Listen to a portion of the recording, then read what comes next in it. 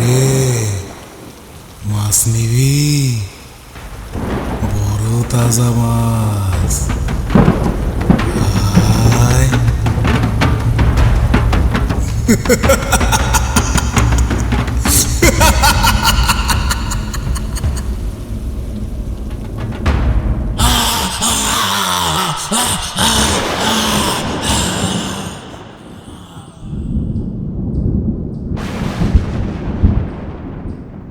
আজকে অমাবস্যা, আকাশটাও ভালো ঠেকছে না। আজকে মাছ ধরতে যাস নে খোকা? তুমি তো সবই জানো মা। বাবা মারা যাওয়ার পর থেকে আমাদের অভাব অনটন লেগেই আছে। মাছ ধরতে না গেলে কি আর চলবে বলো? তাও আজকের দিনটা তুই যাস নে, অমাবস্যা লেগে গেছে, আকাশটাও ভালো ঠেকছে না। আর সকাল থেকেই বাচকটা কেমন যেন করছে। তুই আজকের দিনটা যাস নে বাবা, তুই আজকে যাস নে। তুমি চিন্তা করো না মা, আমার কিচ্ছু হবে না। বর্ষার সময় আকাশ এমনই থাকবে, ঝড় হবে, বৃষ্টি হবে। তাই বলে কি কাজ বাদ দিয়ে ঘরে বসে থাকবো?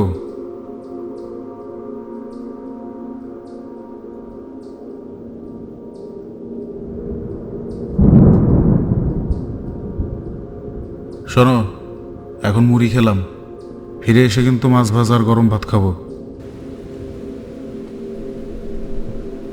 হারান বাড়ি থেকে বেরিয়ে পড়ল। বাবার মৃত্যুতে পরিবারের পুরো দায়িত্ব এবার তার কাঁধে। পেটের খিদে যে কোনো দুর্যোগ মানে না, তাই এক প্রকার বাধ্য হয়ে মাঝি পাড়ার বিলের দিকে হেঁটে চলেছে সে। কিছুক্ষণ পর সে বিলের ধারে এসে পৌঁছলো।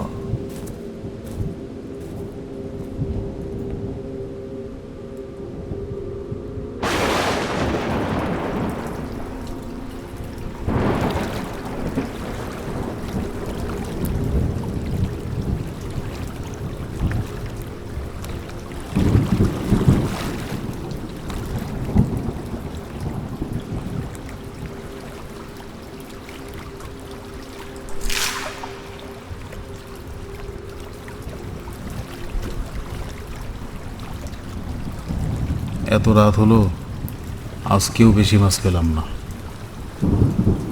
এদিকে বৃষ্টিও শুরু হয়েছে,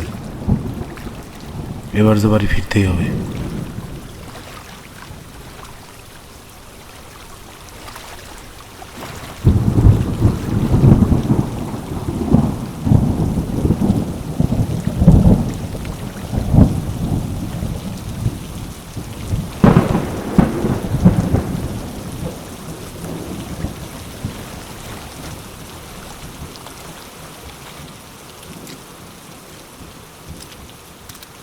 শ্রাবণের সেই অমাবস্যার রাতটা ছিল যেন সাক্ষাৎ যমদূত।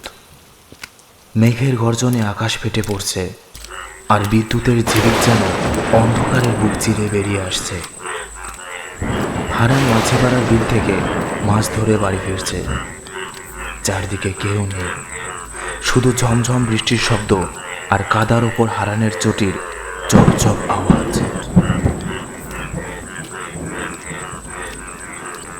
রক্ষে করো ভগবান, যেভাবে বৃষ্টি পড়ছে বাড়ি ফিরবো কি করে? আশেপাশে যে কেউ নেই, বাড়ি ফিরতে যাও অনেক পথ বাকি।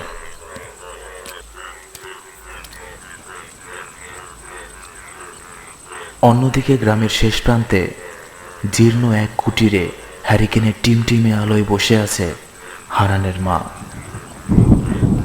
সন্তানকে নিয়ে গভীর দুশ্চিন্তা যেন গ্রাস করে আছে তার মনে। সময় পেরিয়ে যায়, হারানের এখনো বাড়ি ফেরার নাম নেই। অধীর আগ্রহে হারানের মা কানে শোনার চেষ্টা করছে ছেলের সেই চেনা চটির শব্দ।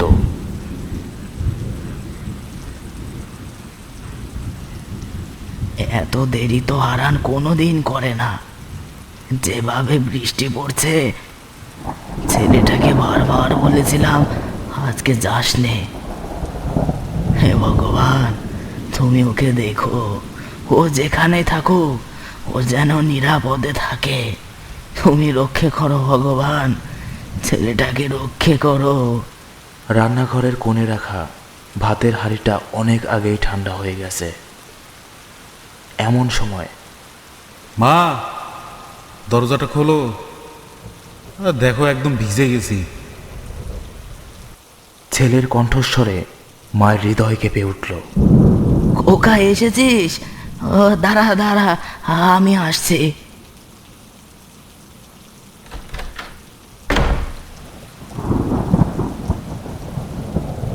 খোকা, খোকা, কোথায় তুই খোকা? আর দুশ্চিন্তা বাড়াস নে খোকা। আশেপাশে কোনো সাড়া নেই হারানের, শুধুমাত্র বজ্রপাত আর বৃষ্টির ফোঁটার আওয়াজ ছাড়া আর কিছুই নেই।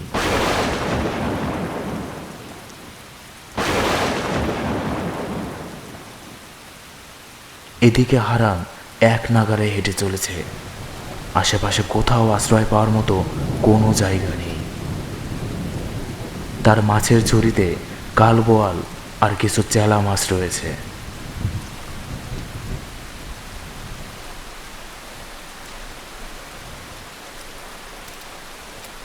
রাস্তার দুই পাশে তাল গাছের সারি।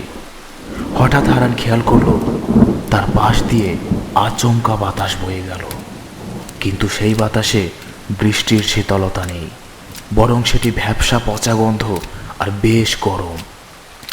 হারান থমকে দাঁড়ালো। ঠিক সেই মুহূর্তে সে অনুভব করলো তার পেছনের কাদার উপর কে যেন পা ফেলল। সে পেছনে তাকাতেই দেখল বৃষ্টির ঝাপটায় ঝাপসা এক দীর্ঘকায় মূর্তি দাঁড়িয়ে আছে। বজ্রপাতের আলোয় হারান দেখল মূর্তিটার পা দুটো উল্টো দিকে ঘোরানো, আর তার হাতগুলো হাঁটু ছাড়িয়ে মাটি পর্যন্ত ঝুলে আছে।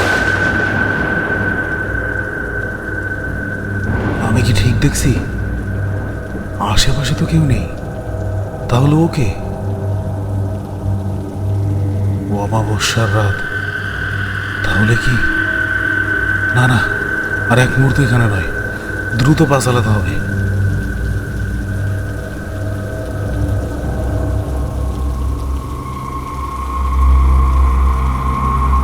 ঝুড়িটা এমন ভারী মনে হচ্ছে কেন? এতক্ষণ পরেও মাছগুলো লাফালাফি করছে কি করে? হারান ঝুড়ি নামালো। ঝুড়ির মধ্যে তাকাতেই তার রক্ত হিম হয়ে গেল। সে দেখল ঝুড়ির ভেতরে থাকা মাছগুলো আর মাছ নেই, সেগুলো সব হয়ে গেছে মানুষের হাতের কাটা আঙুল।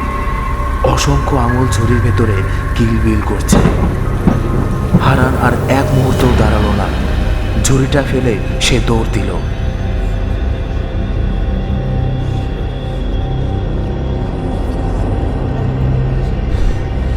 আর এগোতে পারছি না। বড় খিদে পেয়েছে রে হারান, মাছগুলো তো বিষাদ, তুই কি একটু রক্ত দিবি? হারান মুখ ফেরাতেই দেখল তার কাঁধের পাশে একটা কঙ্কাল সার মুখ। চামড়া ঝুলে পড়েছে, চোখ নেই, শুধু দুটো গর্ত দিয়ে নীলচে আলো বেরোচ্ছে। সেই মুখ থেকে টপ টপ করে কিছু একটা পড়ছে। হারান প্রাণপণে দৌড় দিল।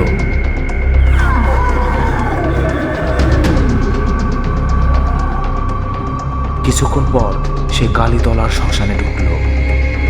সেখানে সে দেখল এক ভয়ঙ্কর দৃশ্য। একটি চিতাকে ঘিরে গোল হয়ে বসে আছে কিছু অবয়ব। তাদের সবার হাতে হারানের সেই ঝুড়ির মাছগুলো। তারা মাছগুলো জ্যান্ত চিবিয়ে খাচ্ছে। পাশে রয়েছে আরেকটি চিতা, সেই চিতা জ্বলছে। হঠাৎ জ্বলন্ত চিতা থেকে বেরিয়ে এলো আরেকটি অবয়ব। সেই অবয়ব হারানের দিকে তাকালো। তার মুখটা হুবহু হারানের মৃত বাবার মতো। আয় খোকা, আয়, মাছের ঝোল দিয়ে ভাত খাবি আয়।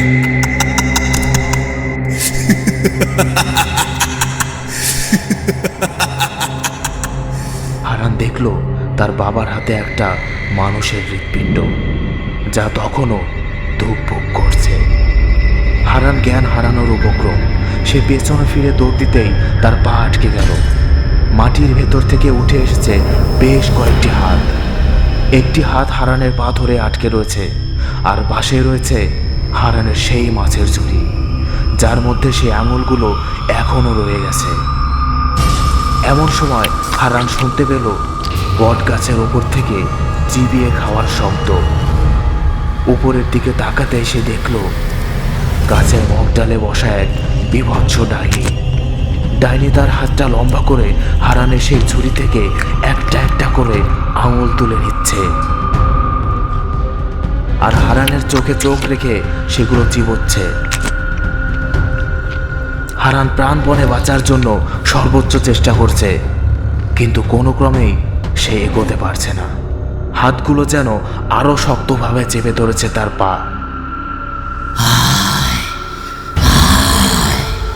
তোর অপেক্ষাতেই তো ছিলাম রে। আজ অনেকদিন পর আমাদের দেশটা মিটবে। না না, আমাকে ছেড়ে দাও। আমি এদিকে আর কোনোদিন আসবো না। আমাকে ছেড়ে দাও। না না না।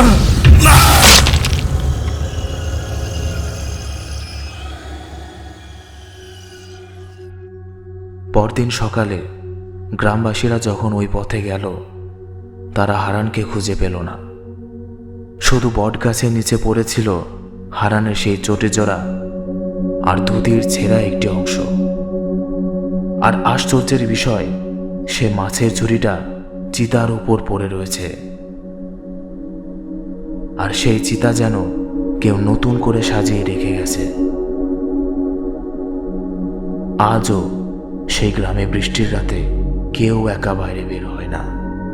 লোকে বলে বৃষ্টির রাতে বাতাসের শব্দের মাঝে হারানের কান্নার শব্দ শোনা যায়।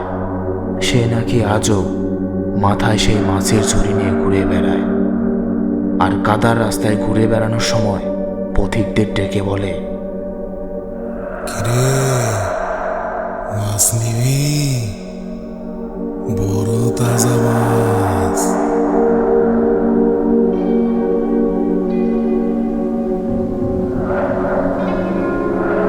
আরও ভয়ানক ও রহস্যময় গল্প পেতে আমাদের চ্যানেলটি সাবস্ক্রাইব করুন আর পাশে থাকা বেল নোটিফিকেশনটি অন করে দিন।